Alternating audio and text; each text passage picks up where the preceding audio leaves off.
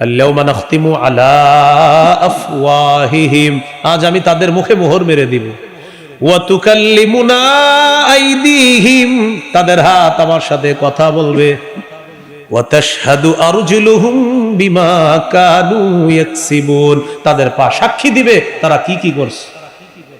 সূরা হামিম আস-সাজদা 20-21 নম্বর আয়াত, 24 পারার 17 নম্বর পৃষ্ঠা, 18 নম্বর পৃষ্ঠা। আল্লাহ তাআলা বলেন, হাত্তা ইযা মা জাউহা শাহিদা আলাইহিম সামউহুম ওয়া আবসারুহুম ওয়া জুলুদুহুম বিমা কানু ইয়ামালুন। সেদিন যখন তারা আগুনের সামনে যাবে, তাদের কান, তাদের চোখ, তাদের চামড়া তাদের বিরুদ্ধে সাক্ষী দিবে।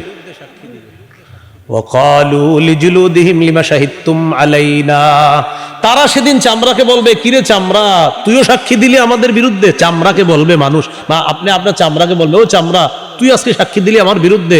একটু ভাবেন, চামড়ার দিকে তাকাবেন আর ভাববেন এই চামড়া আপনার বিরুদ্ধে সাক্ষী দিবে। তখন চামড়া কি করবে জানেন? চামড়া কথা বলা শুরু করবে। সুবহানাল্লাহ। চামড়া জবাব দিবে, আনতাকাল্লাহুল্লাযী আনতাকা কুল্লা শাই, যে আল্লাহ সবকিছুকে চাইলে কথা বলাইতে পারেন, ওই আল্লাহ আমি চামড়াকে আজকে বাক শক্তি দিয়ে দিয়েছে তোমার বিরুদ্ধে কথা বলার জন্য। তাহলে যিনি দায়ী হবে তিনি বুঝে শুনে কথা বলতে হবে। ধরে নেন এখানে আপনারা কতজন মানুষ হবে হুজুর? এখানে আনুমানিক 1000, আরো বেশি হবে তো 1000ই ধরে নেন। আমি যদি আজকে আপনাদের সামনে 1 মিনিট ওয়াজ করতাম, 1 মিনিট ওয়াজ করে চলে যাইতাম, তাহলে 1 মিনিটকে 1000 করলে 1000 মিনিট, মানে আপনারা প্রত্যেক জনের 1 মিনিট করে কয় হাজার মিনিট? 1000। 2 মিনিট করলে 2000, 3 মিনিট করলে 3000, 5 মিনিট করলে 5000, 10 মিনিট করলে 10000। ধরে নেন আজকে আমি আপনাদের 1000 মানুষের সামনে 10 মিনিট ওয়াজ করে চলে গেলাম। প্রতিজনের 10 মিনিট করে 1000 10-এ হয় 10,000 মিনিট। এই 10,000 মিনিটের হিসাব আমি আল্লাহর কাছে দিতে হবে। যে তুমি যে জাতির সামনে কথা বললা, প্রত্যেকটা বান্দা আমার বান্দারা ছিল, 1000 বান্দা ছিল, তুমি 10 মিনিট ওয়াজ করছো। আরিফ বলো তুমি কি কি বলছো, তোমার জবান দিয়ে তুমি তাদের সামনে কি বলছো, হিসাব দাও আমি আল্লাহর কাছে। তাহলে আধা ঘন্টা মিথ্যা কথা বলে হাসানো আপনাদেরকে, এরকম আলোচনাও তো হয়, সেটার কি হবে বলেন? তিরমিজির 2616 নম্বর হাদিস, রাসূলুল্লাহ সাল্লাল্লাহু আলাইহি সাল্লাম বলেন, কুফা আলাইকা হাযা, এটা নিয়ন্ত্রণ করবা। সাহাবী বললেন, ইন্না লা মুআখাযুনা বিমা নাতাকাল্লাম, হুজুর জিহ্বার কারণেও কি আমরা ধরা খাবো? রাসূলুল্লাহ সাল্লাল্লাহু আলাইহি সাল্লাম বললেন, হাল ইয়াকুবুন নাসা ফিন নারি আলা ওয়ুজুহিহিম আও আলা মানাখিরিহিম ইল্লা হাসাইদু আলসিনাতিহিম, বেশিরভাগ মানুষ শুধু জিহ্বার অপরাধে মাথাটা নিচে পা উপরের দিকে দিয়ে ধাক্কাইতে ধাক্কাইতে জাহান্নামে নিক্ষেপ করা হবে, শুধু জিহ্বার অপরাধে। ভাই কিসের অপরাধ? হ্যাঁ, জিহ্বার অপরাধ। আল্লাহ আমাদেরকে হেফাজত করেন। রাসূলুল্লাহ সাল্লাল্লাহু আলাইহি সাল্লাম বলেন, মাইয়াজমান লিমা বাইনা লাহইহি ওয়া মা বাইনা রিজলাইহি, কেউ যদি জিহ্বা আর লজ্জাস্থান এই 2 অঙ্গ দিয়ে সে গুনাহ করে না, এই নিরাপত্তা নিশ্চয়তা দিয়ে দেয়, আজমান লাহুল জান্নাহ, আমি তাকে জান্নাতে নেওয়ার জিম্মাদার হয়ে যাব। সুবহানাল্লাহ। তাহলে যিনি দায়ী হবেন, যিনি আলোচক হবেন, তার মাথায় রাখা আমি যা বলতেছি এটার হিসাব আল্লাহর কাছে দিতে হবে, এবং আমি জেনে বুঝে সঠিকটা বলতে হবে। এরপরেও যদি আপনাদের সামনে আমি ভুল বলে ফেলি, কোন আলেম যদি আমার সেই ভুল ধরিয়ে দেয়, আমি মেনে নেওয়া, আর আমার ভক্তরাও এটা মেনে নেওয়া। কিন্তু বর্তমানে কোন আলেম যদি ভুল ধরিয়েও দেয়, তিনিও মানে না, ভক্তরাও মানতে চান। এটা আমাদের একটা বদকিসমতি। না, আমি যারে মহব্বত করি হুজুর ভুল করতে পারে না, আরিফ বিন হাবিব ভুল করবে, এটা হতেই পারে না। এরকম আমার এক জাতীয় ভক্ত আছে। আপনারা আমার ভক্ত না, শত্রু। আমার ভুল হবে না তো কার ভুল হবে? অবশ্যই ভুল হবে। সেই ভুল আলেমরা ধরিয়ে দিবে, সেটা আমি শুধরে নিতে হবে। যদিও আমি বিশ্ব আমির হই, আমার যদি ভুলও হয় আর ওলামায়ে কেরাম যদি সেই ভুল ধরিয়ে দেয়, আমি মেনে নেওয়া এবং আমার অনুসারীরা মেনে নেওয়ার নাম হবে বুদ্ধিমানের কাজ, আর মেনে না নেওয়ার নাম হবে পথভ্রষ্টতা, গোমরাহি, জাহান্নামের কাজ। এই হলো 6 নাম্বার, যিনি দাওয়াত দিবে তার গুণ। 7 নাম্বার বৈশিষ্ট্য হবে, যিনি দাওয়াত দিবে তিনি উম্মতের কল্যাণকামী হতে হবে। প্রত্যেকটা মানুষ আমার সামনে যারা আছেন, আমি আপনাদের কল্যাণ কামনা করতে হবে। আমি এখানে আসার পর দেখেন আপনার প্রত্যেকে যারা দাঁড়িয়ে আছেন, বসে আছেন, সবার কল্যাণ কামনা করা, এটা আমার গুণ বৈশিষ্ট্য থাকতে হবে। আপনারা আমার সাথে যদি খারাপ আচরণও করেন, কিন্তু আমি আপনাদের কল্যাণ কামনা করতে হবে, এটা একজন দায়ীর গুণ থাকতে হবে। আর খারাপ আচরণের ব্যাপারে তো বললাম, দায়ীর সাথে কথার কষ্ট হতে পারে, কর্মের কষ্ট হতে পারে, এটা তার সহ্য করতে হবে। সহিহ বুখারীর 57 নম্বর হাদিস, عن جرير بن عبد الله رضي الله تعالى عنه قال بايعت رسول الله صلى الله عليه وسلم على إقام الصلاة وإيتاء الزكاة والنصح لكل مسلم। জারির ইবনে আব্দুল্লাহ বলেন, আমি আল্লাহ রাসূলের কাছে বায়াত হলাম এই মর্মে, আমি নামাজ কায়েম করব, যাকাত আদায় করব, সারা পৃথিবীর সমস্ত মুসলমানের কল্যাণ কামনা করব, এই মর্মে আমি নবীর কাছে বায়াত হলাম। প্রত্যেকটা মুসলমানের কল্যাণ কামনা করতে হবে। 8 নাম্বার, যিনি দায়ী হবে, দাওয়াত দিবে, তিনি যাদেরকে দাওয়াত দিবে তাদের হেদায়েতের দোয়া করতে হবে। আমি আপনাদের এখান থেকে চলে যাওয়ার পরেও অন্য এলাকায় গিয়ে আমার দায়িত্ব কর্তব্য আপনাদের জন্য দোয়া করা, যেখানেই থাকি সবার জন্য দোয়া করতে হবে। এই জন্য আমি আমার প্রত্যেক দিনের সর্বশেষ দোয়ায় আমি বলি, আল্লাহ আমার সামনে যারা বসা, আমি যাদের সামনে বসি, আল্লাহ এই পৃথিবীর যত মানুষের সামনে আমি বসেছি, যারা আমার সামনে বসেছে, যাদের কাছে আমি কোরআন সুন্নাহর 2-4টা কথা প্রচার করেছি, আল্লাহ আমার মা, আমার বাবা, আমার উস্তাদ, আমার ছাত্র ভাই, আমার কলিগ, সহপাঠী, সবার সাথে আপনি আমাকে জান্নাতে দেখা করাইয়া দিন। এই দোয়াটা আমি প্রতিদিন সর্বশেষ দোয়া হয়, আমি চেষ্টা করি সবার জন্য দোয়া করতে, কারণ এটা দায়িত্ব, যিনি দাওয়াত দিবে তার দায়িত্ব কর্তব্য, দোয়া করতে হবে। সহিহ বুখারীর বর্ণনা 2937 নম্বর হাদিস, 2937। এই হাদিসের মধ্যে আছে রাসূল সাল্লাল্লাহু আলাইহি সাল্লামকে বললেন, হুজুর ইন্না দাউসান আসদ, দাউস গোত্র, বলেন কি গোত্র? দাউস একটা এলাকা, এই দাউস গোত্র আসদ নাফরমান, এরা নাফরমানি করছে, হুজুর তাদের বিরুদ্ধে বদদোয়া করেন। নবীজি বললেন আল্লাহুম্মা হদি দাউসা, আল্লাহ দাউস গোত্রকে আপনি হেদায়েত দিয়ে দেন। সুবহানাল্লাহ। নবীকে বললেন, ইয়া রাসূলুল্লাহ দাউস গোত্রের বিরুদ্ধে বদদোয়া করেন। আল্লাহ নবী বললেন আল্লাহুম্মা হদি দাউসা, আল্লাহ দাউসকে আপনি হেদায়েত দিয়ে দেন। ওয়াতি বিহিম, এবং তাদেরকে আপনি ইসলামের ছায়াতলে নিয়ে আসেন। সুবহানাল্লাহ। আপনার দাউসকে আল্লাহ হেদায়েত দিয়ে দেন, আর দাউসকে ইসলামের পতাকা তলে নিয়ে আসেন। নবীরে বললেন বদদোয়া করেন, নবী করে দিলেন দোয়া। সুবহানাল্লাহ। এটা দায়ীর 8 নাম্বার গুণ।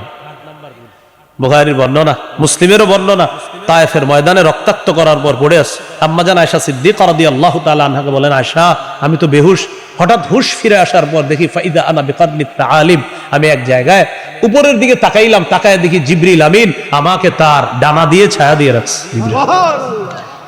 ওই মুহূর্তে জিবরিল আমাকে বলতেছে, হাবিব একজন ফেরেশতা নিয়ে আসছে। কে এটা? আপনারে সালাম দিবে। তো এই ফেরেশতা নবীজিকে সালাম দিলেন। সালাম দেওয়ার পর বললেন, হুজুর আমি পাহাড়ের দায়িত্বে নিয়োজিত ফেরেশতা, আল্লাহ আমাকে আপনার কাছে পাঠাইছে। কেন? আপনি যদি চান আমাকে আপনি হুকুম করতে পারেন, আমি এই 2 পাহাড় চাপা দিয়ে তায়েফবাসীকে আমি ধ্বংস করে দিই।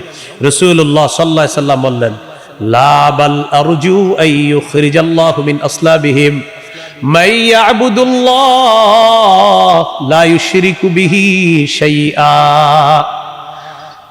আমি চাই না তুমি তাদেরকে ধ্বংস করে দাও, আমি চাই আজকে আমি যাদেরকে দাওয়াত দেওয়ার পর আমাকে রক্তাক্ত করলো, আমার আশা তারা আমার দাওয়াত গ্রহণ করে নাই, তাদের ঔরস থেকে যে সন্তানরা দুনিয়াতে আসবে তারা আমার দাওয়াত গ্রহণ করে এক আল্লাহর ইবাদত করবে, আল্লাহর সাথে শিরিক করবে না। তাই আমি নবী চাই না তাদেরকে ধ্বংস করা হোক, বরং আমি চাই তারা গ্রহণ করে নাই, তার সন্তানরা আমার দাওয়াত গ্রহণ করবে।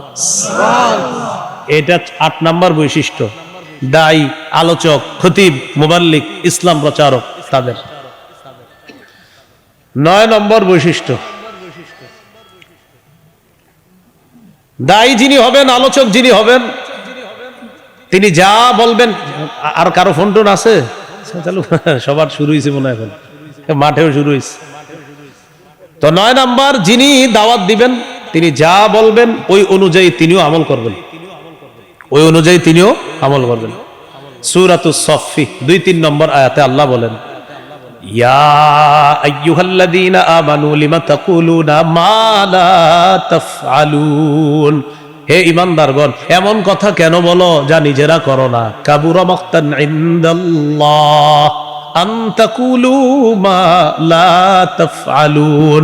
তোমরা যা করো না সেটা বলা আল্লাহর কাছে বিরাট বড় অপরাধ। নিজেরা করো না এটা বলা আল্লাহর কাছে বড় অপরাধ। সূরা বাকারা 44 নম্বর আয়াতে আল্লাহ বলেন, আতা'মুরুনা আন-নাসা বিল বিররি ওয়া তানসাউনা আনফুসাকুম। তোমরা মানুষকে সৎ কাজের আদেশ করো আর নিজেদেরকে তোমরা ভুলে যাও। তোমরা মানুষকে বলো সৎ কাজের করতে আর নিজেদেরকে তোমরা ভুলে যাও। এটা কেমন কথা? অনেক সময় আমরা ভাইরাল আলোচকদেরকে রিসিভ করতে যাই। কি আলোচক? যেমন আমাদের বাংলাদেশে বর্তমানে পোস্টারে সবার উপরে নাম রাখার সবচেয়ে বড় যোগ্যতা হলো ভাইরাল। চাই হের ভিতরে এই যে আরিফ বিন হাবিব নামে একজনের নাম আছে, ওনার এলেম থাক বা না থাক, ওনার নিচে 40 জন শাইখুল হাদিসের নাম থাকবে, ওনারা শাইখুল হাদিস হইল, কিন্তু উপরের যিনি তার যোগ্যতা হলো ভাইরাল। বাস, ওনার নাম থাকতে হবে সবার উপরে। এবার ওনার আব্বা শাইখুল হাদিস হোক আর যে হোক, কিন্তু উনি তো ভাইরাল, অন্যরা শাইখুল হাদিস, ভাইরাল তো না। তো যাই হোক, বলতেছি শুনালো। হ্যাঁ, তো উপরে থাকবে ভাইরাল, যোগ্যতা কি? ভাইরাল। তো ভাই ওনার নাম এত উপরে, এতগুলা শাইখুল হাদিস আপনাদের এলাকার, তাদের নাম নিচে, হুজুর ওনার শাইখুল হাদিস, ভাইরাল তো না। কিনা? হ্যাঁ, ভাইরাল তো না, শাইখুল হাদিস। এটা হলো আমাদের গোবর মার্কা মস্তিষ্কের কাছে সবচেয়ে বড় যোগ্যতার নাম। এই গোবর মার্কা মস্তিষ্কের কাছে সবচেয়ে বড় যোগ্যতার নাম ভাইরাল। কি মার্কা মস্তিষ্ক? গোবর, গোবর। হ্যাঁ, তাকে রিসিভ করতে যাবে 30-40 জন মোটরসাইকেল। কয়জন? 30-40 জন। এই গ্রামগঞ্জে দেখা যায় বেশি। মাগরিবের সময় রিসিভ করতে গেছে। রিসিভ করতে যাওয়ার পর আপনার মাগরিব চলতেছে, এরা মাগরিবে ঢুকে না। এটা আপনাদের এলাকার কেউ করেন এমন না, পৃথিবীতে হয় এরকম ঘটনা। তো যাই হোক, মাগরিব চলতেছে, ওনারা মসজিদে যায় না। কেন যায় না জানেননি? মাগরিব যাক, হুজুর না যাক। হুজুর একটু পরে আসবে, হুজুরকে আমরা রিসিভ করব। সামনে 15টা মোটরসাইকেল, পিছনে 15টা, মাঝখানে হুজুরের গাড়িটা থাকবে। একজন ভিডিও করবে, আগামীকাল এটা ফেসবুকে আমরা দিব। আরিফ বিন হাবিবের সাথে কাটানো কিছু মুহূর্ত, এটা আমরা লিখবো ফেসবুকে। এই যে আপনারা মাগরিব পড়লেন না, যে মাগরিবটা যে পড়লো না, এখন আপনারা আমাকে একটু বলেন, মাহফিল বড় না মাগরিব বড়? আলোচক বড় না মাগরিব বড়? তো এটা কেমনে আমরা করলাম? আপনি আলোচকরে ফোন দিয়ে দেন, হুজুর মাগরিবের সময় হয়েছে, আমরা আপনাকে রিসিভ করতে আসছি, আমরা মসজিদে মাগরিব পড়তে ঢুকলাম, আপনি যদি চলে আসেন এই মসজিদে মাগরিবটা পড়েন। আর যদি অন্য কোথাও মাগরিব পড়েন, হুজুর ওই মসজিদটা আপনি আসার সময় দেখবেন ডান দিকে একটা রাস্তা ঢুকছে, ওখানে একটা মসজিদ আছে, ওখানে আমরা মাগরিবের নামাজটা পড়তেছি। বাস, এটা বলে দিলি তো হয়ে গেল। কিন্তু আপনার চিন্তা করেন, হুজুরে বললে কি জানি, আরে নামাজের কথা হুজুরে বললে তিনি আবার কি মনে করবে? তিনি আল্লাহর চেয়ে বড় নাকি? হ্যাঁ, যে হুজুর নামাজের কথা বললে কিছু মনে করবে, তাকে আনাই তো দরকার নেই। তিনি কিছু মনে করবে কেন? এটা একটা গেল। আরেকটা, মাগরিবের পরে আমার ওয়াজ আছে, মনে করেন আমার আলোচনা আছে। এখন চিন্তা করতেছি মাগরিব পড়বো না আলোচনা ধরবো, মাগরিব পড়বো না আলোচনা ধরবো। হ্যাঁ, ওই আপনি মাগরিবের পর আলোচনা, এটা কইরা আবার আরেক জায়গায় যাইতে হইব আপনার টিউশনি। তো আপনার মাগরিব পড়লাম, এখন কথা হলো মাগরিবের পর বয়ান আছে। মাগরিব পড়তে গেলে বয়ানটা একটু দেরি হয়ে যাইব, আবার এলাকাবাসী কি কয়, কর্তৃপক্ষ কি কয়, এই টেনশনে মনে করেন আমি আমাকেই বলছি মাগরিবটা পড়লাম না। ছি ছি, এটা কোনো কথা? আতা'মুরুনা আন-নাসা বিল বিররি ওয়া তানসাউনা আনফুসাকুম। তুমি একটু পরে মানুষকে নামাজ পড়তে বলবা আর নিজেই নামাজটা বললা না। মানুষকে সৎ কাজের আদেশ করো আর নিজেদেরকে ভুলে যাও, আল্লাহ তাআলা বললেন। এবার একটা আরো 10 জনকে শোনায়া দিবেন। হাদিসটা বাংলায়ও বলবো আমি, আরবিটাও বলছি। রাসূলুল্লাহ সাল্লাল্লাহু আলাইহি সাল্লাম বলেন, রাআইতু লাইলাতান উসরিয়া বি রিজালা তুখরাজু শাফাহুম বিমাকারিযা মিনান নার। মেরাজের রাতে আমি রওনা করলাম, একদল মানুষের পাশ দিয়ে গেলাম, তাকায় দেখি তাদের ঠোঁট জিহ্বাগুলা আগুনের কেচি দ্বারা কাটা হচ্ছে। আমি জিবরিল আমিনকে প্রশ্ন করলাম, জিবরিল এরা কারা? জিবরিল আমিন জবাব দেয়, হাউলাই খুতাবাউ উম্মতিকা ইয়া রাসূলুল্লাহ। হুজুর এরা হলো আপনার উম্মতের বক্তাগণ, এরা হলো আপনার উম্মতের বক্তাগণ, এরা হলো আপনার উম্মতের বক্তাগণ। কি ভাই? নবীজিরে বলতেছে জিবরিল, হুজুর এরা আপনার উম্মতের বক্তাগণ। আল্লাযীনা ইয়া'মুরুনা নাসা বিল বিররি ওয়া ইয়ানসাউনা আনফুসাহুম। হুজুর, তারা মানুষকে সৎ কাজের আদেশ করত আর নিজেদেরকে সব সময় ভুলে থাকতো। তারা কিয়ামত পর্যন্ত ঠোঁট আর জিহ্বা এইভাবে কাটা হবে। আমি আপনাদের সকলের কাছে দোয়া চাইতেছি, আমি আপনাদের কাছে দোয়া চাই। দেখেন, আমি তো এই শ্রেণীর অন্তর্ভুক্ত, আল্লাহ যেন এই শ্রেণীর মধ্যে আমাদের আবার যারা দাওয়াতের কাজ করতেছে সবাইকে যেন আল্লাহ তাআলা এই গজব থেকে হেফাজত করে। বরং সবাই যেন জাতীয় কল্যাণের কথা বলবে, নিজেও কল্যাণের পথে চলবে, এই জাতীয় আলোচক সবাই যেন হতে পারে। আল্লাহ তৌফিক দান করে। আমি সবার কাছে আমার জন্যই দোয়া চাচ্ছি, যেন আমার জীবনে এরকম ভয়ঙ্কর কিছু না হয় যে আমার জিহ্বা, আমার ঠোঁট আমার কাটা লাগে। ভাই, এটা তো আমি সহ্য করতে পারবো না। আল্লাহ আমাদেরকে 9টা বৈশিষ্ট্য বললাম, যারাই কাজ করবেন দাওয়াতের ময়দানে 9টা বৈশিষ্ট্য মনে রাখতে হবে। আল্লাহ তৌফিক দান করেন। তো পড়ছিলাম আলিফ লাম মিম সূরা বাকারা, মনে আসেনি? আচ্ছা, এখন দেখেন, কোরআন বুঝে পড়লেও সওয়াব আছে, না বুঝে পড়লেও সওয়াব আছে। কেউ যদি বলে কোরআন না বুঝে পড়লে কোনো ফায়দা নাই, কোনো উপকার নাই, কথাটা ঠিক না। কেন ঠিক না? দেখেন, আল্লাহ তাআলা বলেন আলিফ লাম মিম। আলিফ লাম মিম, এটার অর্থ কি? আল্লাহ ছাড়া কেউ জানে না। আল্লাহু আ'লামু বিমুরাদিহি বিযালিক, এটার অর্থ একমাত্র আল্লাহই ভালো জানেন। এখন যদি বলেন অর্থ না বুঝে পড়লে কোনো সওয়াব নাই, তাহলে আলিফ লাম মিম এটার কি কোনো সওয়াব নাই? আছে সওয়াব? তো অর্থ তো জানি না।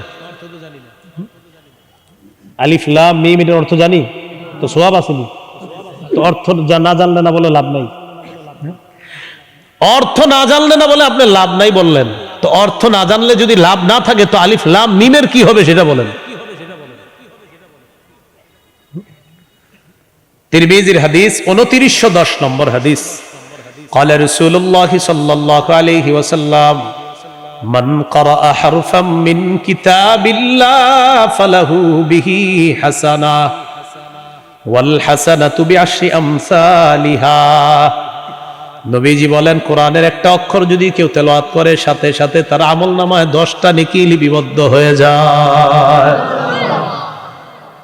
এরপর নবী এমন একটা আয়াত দিয়ে নবী দলিল দিলেন। নবী বলেন আলিফ লাম মিম।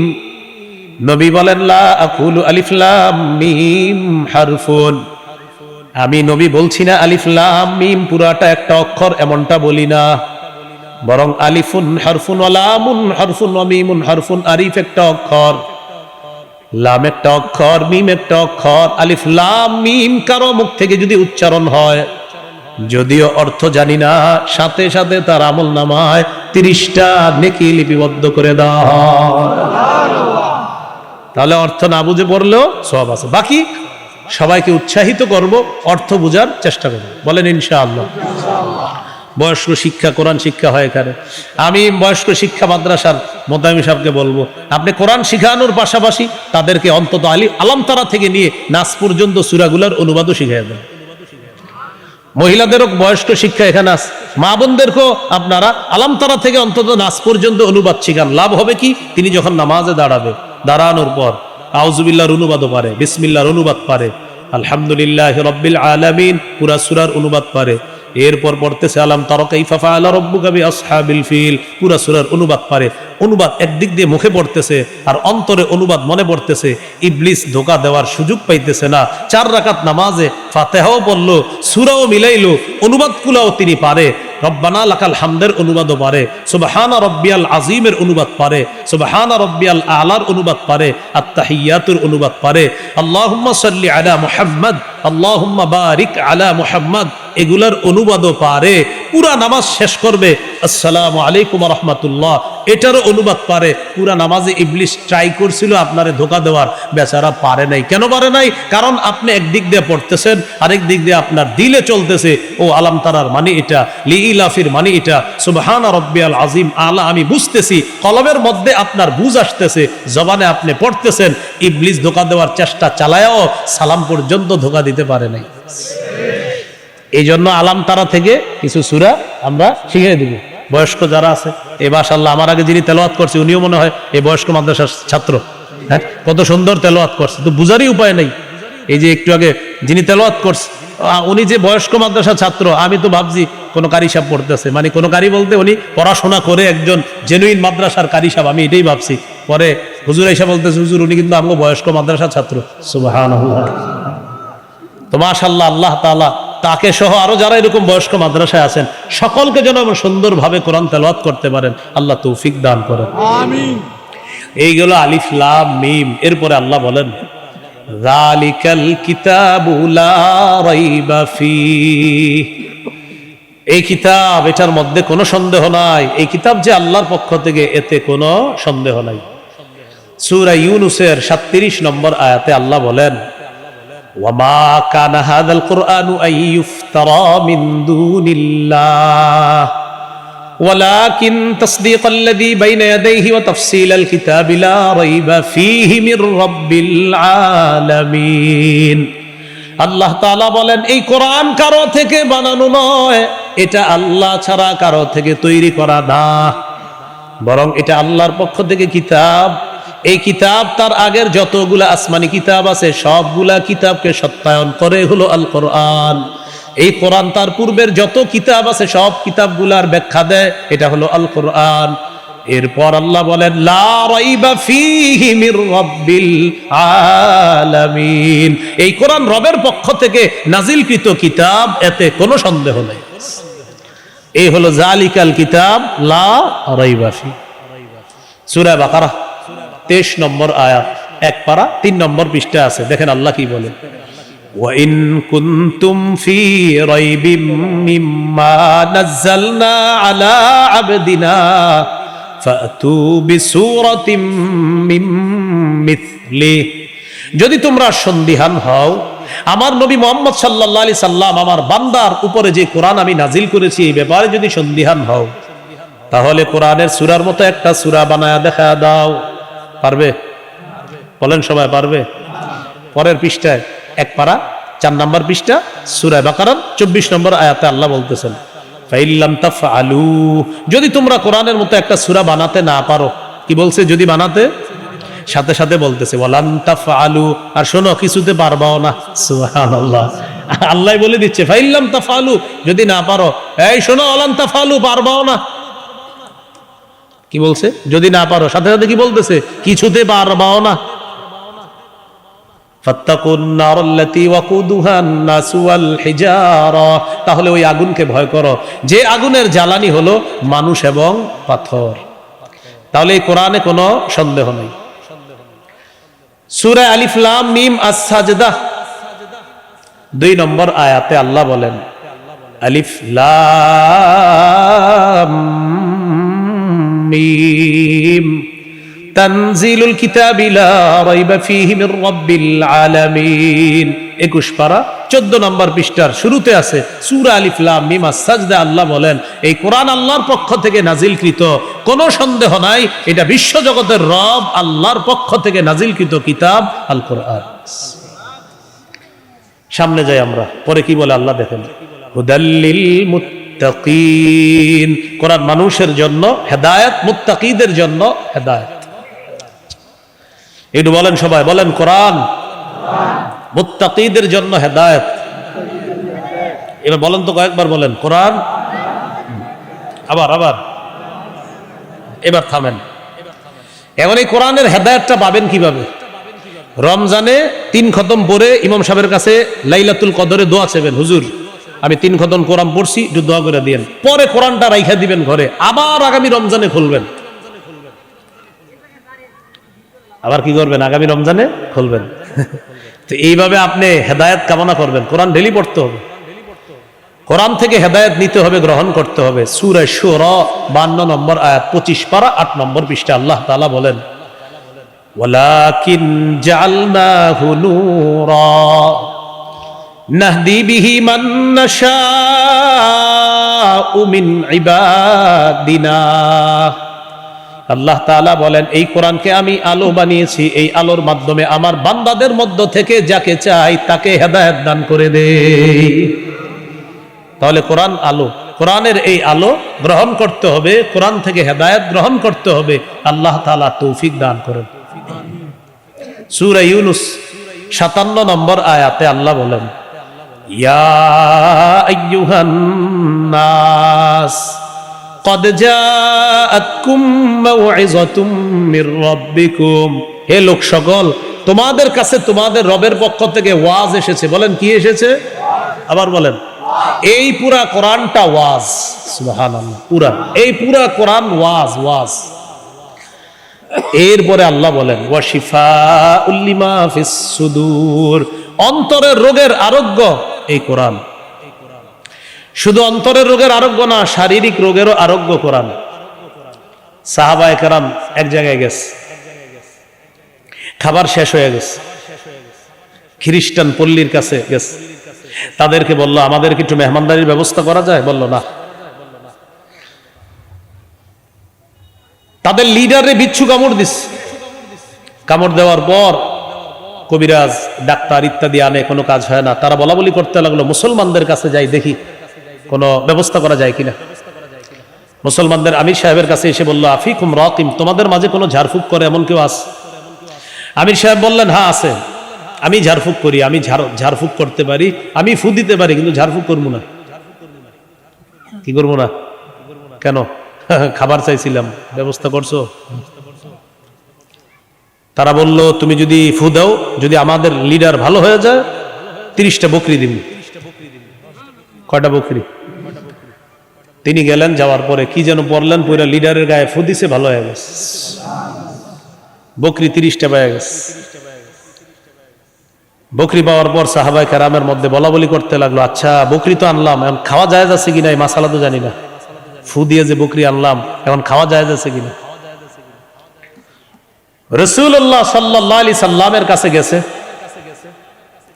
যাওয়ার পর রাসূলুল্লাহ সাল্লাল্লাহু আলাইহি সাল্লামকে বললেন হুজুর এরকম আমরা ফু দিলাম, ফু দেওয়ার পর আল্লাহ তাআলা রোগীকে ভালো করে দিছে, ভালো করার পর তখন আমাদেরকে 30টা বকরি দিছে, এখন এই বকরি খাওয়া জায়েজ আছে কিনা এটা তো জানি না, মাসালা জিজ্ঞাসা করার জন্য আপনার কাছে আসছে। রাসূলুল্লাহ সাল্লাল্লাহু আলাইহি সাল্লাম বললেন তুমি কি পয়রা ফু দিছো বলো তো? তো কয় হুজুর আমি সূরা ফাতিহা। কে এটা কে? এইখানে বুঝতেছেন না আপনারা? তো হইলই তো, আর কি?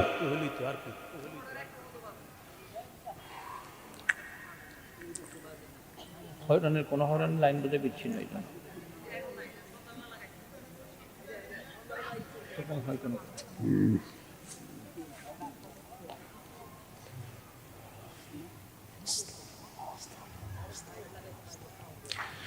রাসূলুল্লাহ সাল্লাল্লাহু আলাইহি সাল্লাম বললেন কি পড়ে ফু দিছো? হুজুর সূরা ফাতিহা পড়ে ফু দিছি, ভালো হয়ে গেছে, রোগীকে আল্লাহ ভালো করে দিছে। 7 বার সূরা ফাতিহা পড়ে এরকম পানিতে ফু দিয়ে খাবেন, পেট ব্যথা ভালো হয়ে যাবে ইনশাআল্লাহ। যে রোগ আছে আপনার সন্তানের শরীরে ওই রোগের জন্য আপনি এটা করবেন, ইনশাআল্লাহ আল্লাহ ভালো করে দিবে। হ্যাঁ, নবীজি বললেন এখন কি করতে আসছো? হুজুর বকরি পাইছি, কি করবো এখন? নবীজি বললেন তোমরাও খাও, আমার জন্য রাখো, তোমরাও খাও, আমার জন্য রাখো। এতে বোঝা যায় কোরআন আরোগ্য, কোরআন শিফা। এরপরে আল্লাহ বলেন ওয়া হুদাও ওয়া রাহমাতুল লিল মুমিনিন, কোরআন হেদায়েত, কোরআন মুমিনদের জন্য রহমত। তো এখন এই কোরআন থেকে আমরা হেদায়েত, রহমত, শিফা এটা গ্রহণ করার জন্য প্রতিনিয়ত কোরআন তেলাওয়াত করতে হবে। আল্লাহ তৌফিক দান করেন, আমিন। তিরমিজির বর্ণনা 2909 নম্বর হাদিস, রাসূলুল্লাহ সাল্লাল্লাহু আলাইহি সাল্লাম বলেন খায়রুকুম মান তাআল্লামাল কুরআনা ওয়া আল্লামা, তোমাদের মধ্যে সর্বোত্তম ওই ব্যক্তি যে কোরআন শিখে অন্যকে শিখায়। সহিহ বুখারীর বর্ণনা 5011 নম্বর হাদিস, এক ব্যক্তি কানা রাজুলুন ইয়াকরাউ সূরাতাল কাহফি, এক সাহাবী রাতের বেলা সূরা কাহফ পড়তেছে, তাগাশাতহু সাহাবা, আকাশের মেঘখণ্ড আসছে বাড়ির উপরে। মেঘখণ্ড আসার পর তিনি কোরআন তেলাওয়াত করে, আকাশের মেঘখণ্ড তার বাড়ির উপরে, আর পাশে তার ঘোড়াটা খালি লাফায়, ঘোড়া লাফায়। কোরআন তেলাওয়াত থামাইলেন, মেঘখণ্ড চলে গেল। পরের দিন নবীর কাছে আসার পর বললেন ইয়া রাসূলুল্লাহ রাতে কোরআন তেলাওয়াত করতেছিলাম, একটা মেঘখণ্ড দেখলাম বাড়ির উপরে আসছে, হুজুর ব্যাপারটা বুঝলাম না। নবীজি বললেন তিলকা সাকিনাতু তানাজ্জালাত বিল কোরআন, তুমি কোরআন পড়ার কারণে আসমান থেকে প্রশান্তি সাকিনা নাজিল হয়েছে, এটা স্বচক্ষে আল্লাহ তোমাকে দেখায় দিয়েছে। কোরআন যখন তেলাওয়াত করা হবে তখন কোরআন তেলাওয়াত শুনবো। বলেন, তখন কোরআন তেলাওয়াত কি করব? শুনবো। এই যে কারি আবু রায়হান তেলাওয়াত করছে না করবে? করবে ইনশাআল্লাহ। তো যখন তেলাওয়াত করবে তখন মন দিয়ে তার তেলাওয়াত শুনতে হবে। মন দিয়ে কি করতে হবে? তেলাওয়াত শুনতে হবে। আল্লাহ কোরআনের মধ্যে বলেন, ওয়াইদা কুরিআল কুরআনু ফাসতামিউ লাহু ওয়া আনসিতু। যখন কোরআন তেলাওয়াত করা হয় তখন তোমরা চুপ থাকবা এবং কান পেতে কোরআন তেলাওয়াত শুনবা। তো যখন কোরআন তেলাওয়াত করা হবে তখন আমরা মনোযোগ সহকারে কোরআন তেলাওয়াত শুনবো। আল্লাহ তৌফিক দান করেন। তো বলছিলাম কোরআন হুদাল্লিল মুত্তাকিন, মুত্তাকিদের জন্য হেদায়েত। আমরা সবাই যেন এই হেদায়েত, রহমত, বরকত গ্রহণ করতে পারি। আল্লাহ তৌফিক দান করেন।